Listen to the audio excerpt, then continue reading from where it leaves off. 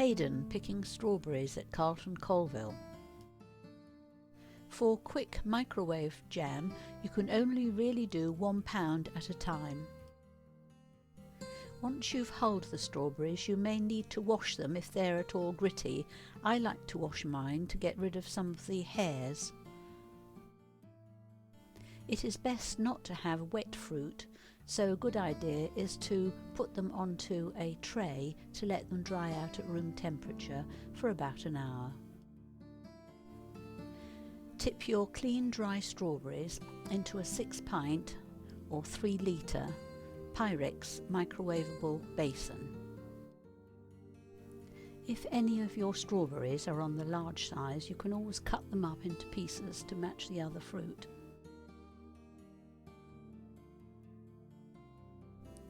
Add squeezed lemon juice, which is 1 ounce or 30 ml.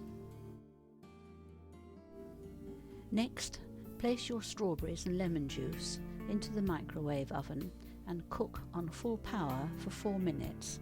Mine is an 850 size oven.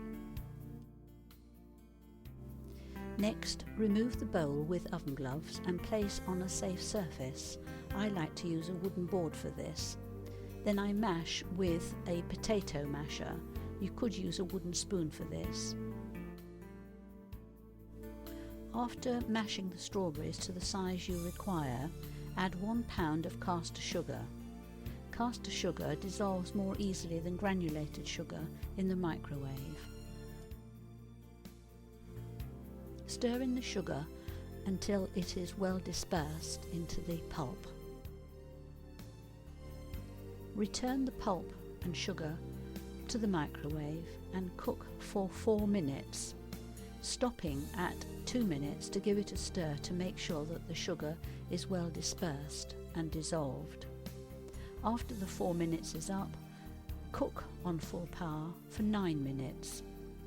The mixture does froth to the top, and so watch it carefully in the last couple of minutes. I find that after 7 minutes I pulse it for half a minute at a time to let the bubbles subside, just to prevent it from boiling over the top. After 9 minutes, the mixture will be reduced and turning a darker colour. You can test the consistency by letting the jam drip from a wooden spoon, and when the last drop doesn't leave the spoon but hangs there like a teardrop, then you know that the jam was set. If there's been a lot of water in the fruit, then you may need another minute to get to this setting point. It's about judgment here.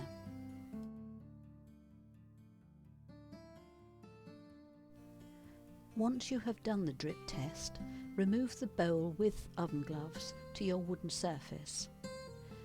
Adding a knob of butter about the size of half a walnut at this point seems to disperse any frothing that takes place on the top of the jam.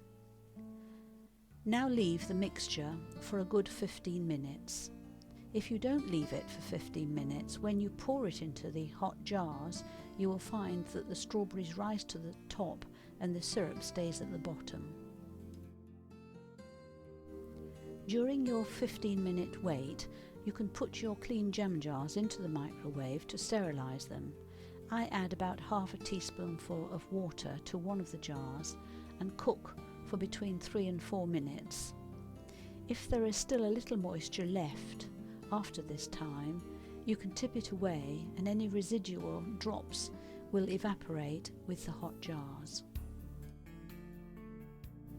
After the 15-minute wait, I like to transfer my hot liquid to a large jug. It's easier to use a jug to pour the jam into the jars. You can of course use a ladle or a china cup for this purpose. The residual quantity for your 1 pound of fruit and 1 pound of sugar is just over half a litre or 1 pint. This is because most of the liquid or juice from the strawberries has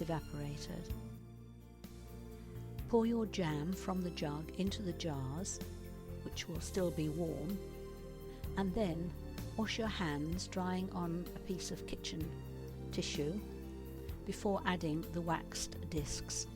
The wax surface goes down on top of the surface of the jam. I add the cellophane cover and elastic band after the jam has cooled somewhat, and then finally add the lid. Here is your end product. By cooking it in the microwave, you will not have lost too much colour of the strawberries, and it's nice to be able to compare the two side by side.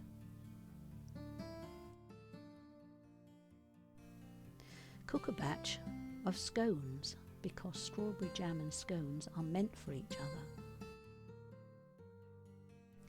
The tray is set for your afternoon treat.